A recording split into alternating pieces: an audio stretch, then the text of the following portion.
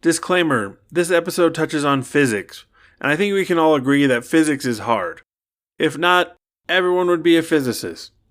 What we're trying to say is we are not physicists, but we're going to talk on some subjects that touch on physics, and we're going to try to do our best. So hopefully we do all right, but if we don't get it just right, we are sorry. Space is big.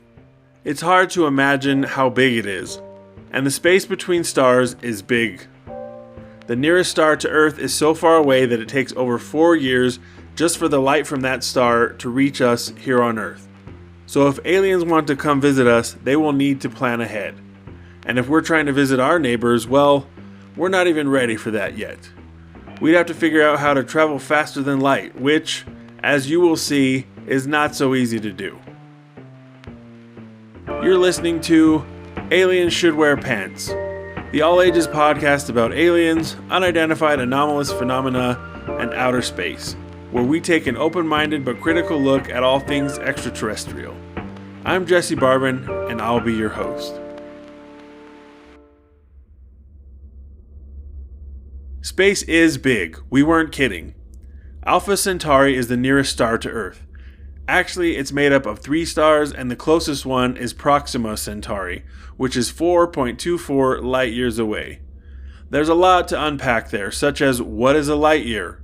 Why do we use light as a measure for distance? It's all very confusing, but we're going to do our best to break it down. To start, a light year is not a measure of brightness or time.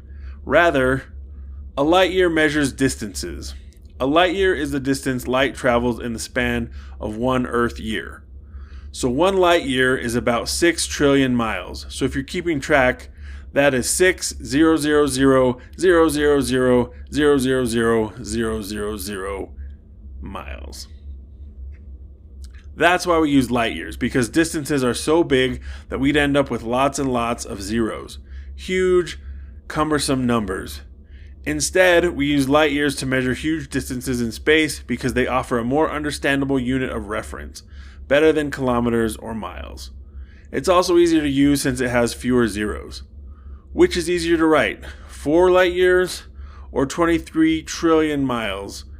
23,000,000,000,000,000,000 miles. It's 4 light years. That one's easier.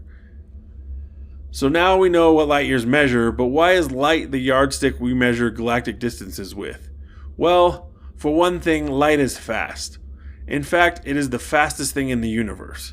Nothing moves faster than light. Scientists call it the universal speed limit, or the cosmic speed limit. We know that light is the fastest thing in the universe because famous physicist Albert Einstein predicted it theoretically as part of his theory of relativity back in 1906. Why can't anything travel faster than light?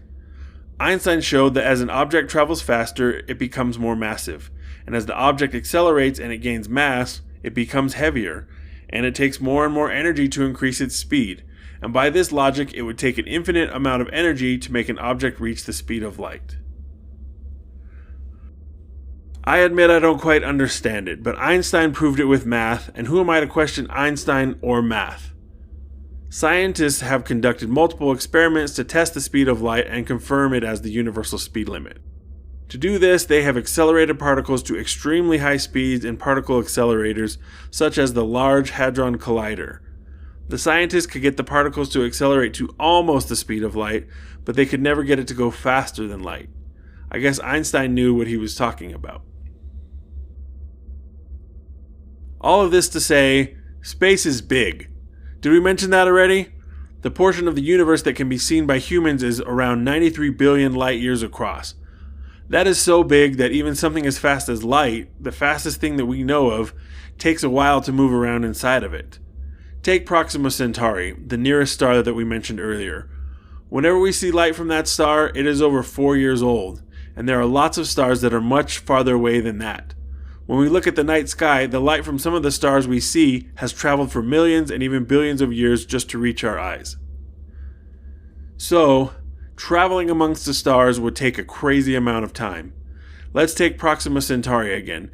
Even if we could travel at the speed of light, which we've established we can't, but just as a thought exercise, if we could travel at the speed of light, it would take us over 4 years to get to Proxima Centauri, which is a long time to be sitting on a spaceship. You'd have to pack so many snacks, and download so many podcasts, and take so many bathroom breaks. What's the longest road trip you've ever been on? Or what's the longest any kind of trip you've ever been on? Probably from Indiana to New Mexico, which was like more than 20 hours. Was it fun to be driving for that long? For like the first 20 minutes, and then it wasn't fun. Indiana to New Mexico. How long did that take? 2 days, I think, like 2 days and a half or something. Was it a lot of fun? Not really, except for the staying in the hotels and staying up till midnight and stuff like that, watching TV. Everybody took my answer, but yes, it was driving from Indiana to New Mexico, and it took 20 hours. And the Smoky Mountains. How long did it take? Probably 20 minutes. 20 minutes, that's not that long. Are we talking distance or are we talking time? Either one. I think the longest time-wise was driving from New Mexico to Maine. Took like 3 days. That was really long. One time I flew from Cleveland to Ecuador. That kind of was a lot of distance. What are the best snacks to take on a road trip? Maybe beef jerky and some beaver nugs. Can you explain what beaver nugs are? So it's basically like this pellet-sized like caramel-covered product. And it tastes pretty good, and you can get it from Buc-ee's. Snickers, Twixes, that stuff, all the good stuff. I would take some green chili dip and some Ruffles. Marshmallows. Marshmallows? Best snacks for a road trip are probably cheese cubes and pretzels, Dr. Pepper. I would say definitely snacks not to take. Boiled eggs. Never take boiled eggs on a car trip. With the technology we actually have, it would take closer to 75,000 years to get to Proxima Centauri. That's over 1,000 human lifetimes. It would take generations and generations and generations of humans to get there. All of that to say, if aliens want to visit us, they have quite a journey ahead of them. If they have made it to our neck of the woods, how did they do it? Did they find a way to travel faster than light? Did they figure out a way to cheat the system? What do aliens travel in? Like, how do they get around? Probably maybe like a Lambo. A Lambo. Yeah. Yeah, I think they use UFOs, but if it breaks, they just call an Uber. I think they get in little flying discs, and sometimes they can disguise their UFOs as balloons. I do not know, but if it breaks, they can use space limos. Space limos? Yeah. They run in alien spaceship. They're like a circle, and they have a dot on the middle. And the middle is where they ride in. I think aliens get around, I don't know, I think they probably want to be kind of incognito. I bet there's a lot of scooters and stuff like that. Scooters? If you want to blend in, do you go on a flying saucer or do you go on a scooter? I was going to pay attention to someone on a scooter. We don't know, obviously, but there are different ways that people have theorized that beings can travel the huge intergalactic distances it would take to see another star system. In fact, there are multiple ways that have been proposed in science fiction, stories, and movies. Early on in science fiction, there were ships that traveled faster than light with no real explanation to how they did it. But as the general public grew more and more sophisticated about space, and science fiction readers became more knowledgeable, authors had to give more plausible ways for humans to travel the huge distances between the stars. This is when we start seeing depictions of ships that could travel through or outside of normal space. They did this by jumping within ordinary space, traveling through alternate dimensions, or taking natural or artificial shortcuts through space. Here are some of the general categories of faster-than-light travel we find in fiction. So in some stories, they travel by folding space, and we'll put this type of fictional faster-than-light travel in a category we'll call pseudoscience, or even space mysticism. And there's no disrespect intended, it just means that the explanation sounds sort of sciencey, but don't give much of an explanation. So for instance, in the great science fantasy novel A Wrinkle in Time, there are 3 celestial creatures who take the form of human women named Mrs. Whatsit, Mrs. Who, and Mrs. Which. And they explain to Meg, the teenage protagonist, that they wrinkle space to travel, basically by folding it up to shorten the distances between stars. They explain it in the book by saying if an ant was crawling across the hem of a skirt, it would take a long time to reach point A to point B. But if they fold the skirt and bring the beginning point and the end point together, the ant would arrive at the end point much faster. They called wrinkling time a tesseract, and they don't really explain how that is done in the novel, and it seems mostly like magic. But the idea of bending space appears a lot in other places, as you'll see. In Dune, for example, they travel by folding space as well. They do it with spaceships, and the math to do this is so complicated that it requires a specially trained navigator who uses special mind spice to make the trip. Next is the idea of a warp drive. The long-running television franchise Star Trek popularized this type of faster-than-light travel. This fictional system puts a ship in a warp bubble that distorts space-time. Then it compresses the space ahead of the ship and expands the space behind it, which pushes the ship along at super fast speeds. So warp drive is like riding a wave in space, and has been described also as thinking of a warp drive as moving space around the ship, rather than the ship moving, which means that's how it can feel like it's going faster than the speed of light, because the distance the ship is covering is equivalent to traveling faster than the speed of light, even though the ship isn't moving and space is moving around it. It's a bit to wrap your head around, I will admit. They use a fictional system in Star Trek that uses exotic materials such as matter, antimatter, dilithium crystals, things that don't really exist in real life. That's how they power their warp drives, because their warp drives need a ton of energy. And the third category is hyperspace. In the Star Wars universe, ships travel between star systems through what they call hyperspace, which is essentially a convenient parallel dimension that they can take a shortcut through and come out in a different point in space. Getting into hyperspace requires a fictional device called a hyperdrive, presumably to open the way into hyperspace. Once you're in hyperspace, it looks like a light show of swirling blue lights. Hyperspace has predetermined routes that ships have to follow to get to places they want to go. To illustrate this, think back to the first Star Wars movie when Han Solo is bragging that he made the Kessel Run in less than 12 parsecs. Smarty Pantses will recognize that a parsec measures distance, and it turns out that the Kessel Run was a 20 parsec hyperspace route used by smugglers to transport spice from the spice mines of Kessel. Han Solo in the Millennium Falcon made this typically 20 parsec journey in slightly over 12 parsecs. So rather than talking about being fast, he was actually bragging about his ship's ability to endure shorter but more hazardous routes through hyperspace, and also his ability to navigate through hyperspace. Star Trek has something similar. It's called a spore drive, and it's in Star Trek Discovery. I would put it in this category. Only instead of a fictional dimension called hyperspace, the USS Discovery travels through a mycelial fungus network. So that's cool. It's like space mushrooms. It's legit.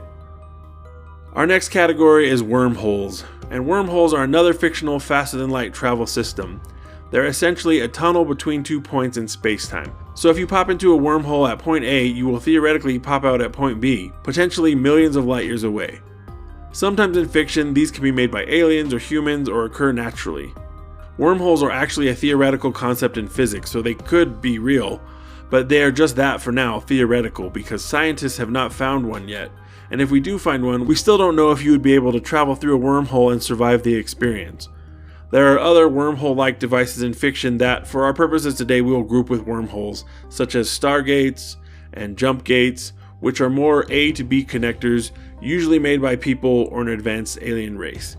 You'll see these in other fictional universes such as Stargate, Babylon 5, Deep Space Nine. There's some other categories that don't have as good of explanation. that you'll see in science fiction, such as jump drives or skip drives or faster than light drives.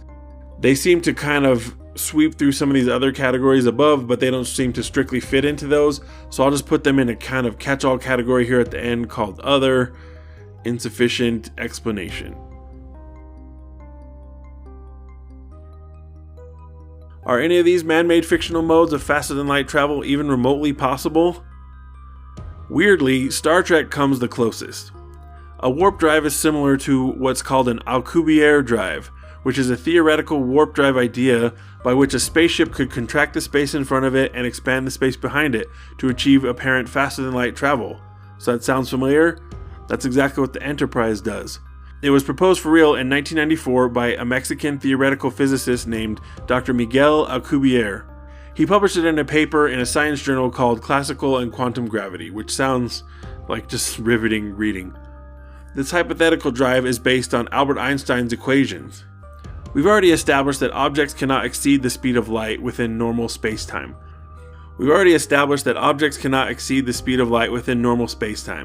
But Dr. Alcubierre's drive changes the space around a ship so that it would arrive at its destination more quickly than light would in normal space. And the cosmic speed limit is not broken. But, like the warp drive in Star Trek, the Alcubierre drive takes a lot of energy. Only we don't have any dilithium or antimatter to power this system, so for now it only exists in theory. It seems like the science community agrees that Dr. Alcubierre's math works, so it's theoretically possible to have a warp drive. However, it relies on physics concepts that we don't currently have technology for, such as negative energy, and that would need to be produced by something like exotic matter that we don't have, something that does what dilithium and antimatter do in the Star Trek universe. So that's one of the reasons we don't have a warp drive. It needs a colossal amount of energy that we don't know how to produce yet. Also, there's a ton of radiation in space, so traveling that fast for any period of time would be lethal to humans. So that would be something that needed to be remedied before we could venture out into the stars.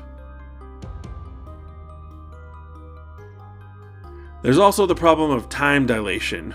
Einstein showed that time slows down as you approach the speed of light. So anyone traveling on a faster than light starship would be aging at a much slower rate than people who are not traveling at the speed of light.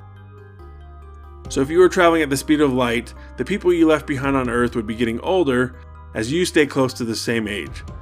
This is something that was explored in the movie Lightyear, which is a better movie than people give it credit for. I think it was marketed to kids, but it's not necessarily great for kids. It's too heavy for that. Anyway, it's worth a watch. It's good science fiction, and it's an interesting use of time dilation as a plot device.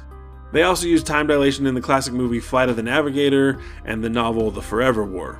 So here at the end, would aliens use any of these methods? Or do they do something else entirely to travel that we can't even conceive of with our human brains?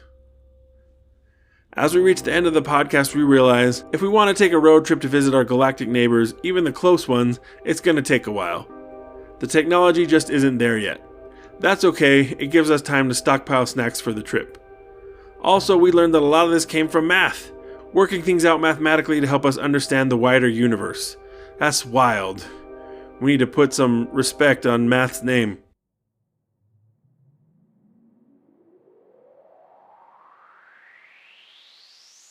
We hope you've enjoyed this episode of Aliens Should Wear Pants. Please rate and review on Apple Podcasts and Spotify and tell your friends. And if you know any aliens, please tell them too. We're counting down to the Roswell UFO Festival, which takes place in beautiful Roswell, New Mexico in 3 weeks on 4th of July weekend, July 4th through the 6th, 2025. The festival is a celebration of the city of Roswell, UFO culture, curiosity, and critical thinking. The schedule has been published, including who is speaking, as well as all the activities, costume contests, etc. Links for more information can be found in the show notes. If you're listening to this and you're an alien or extraterrestrial and want to get in touch, reach out to us by sending an email to aswppodcast@gmail.com or DM us on Instagram at aswppodcast, or send a message through a wormhole and it'll float over to us. Thanks to Linus, Davey, Violetta, Nico, and Shavana for their contributions.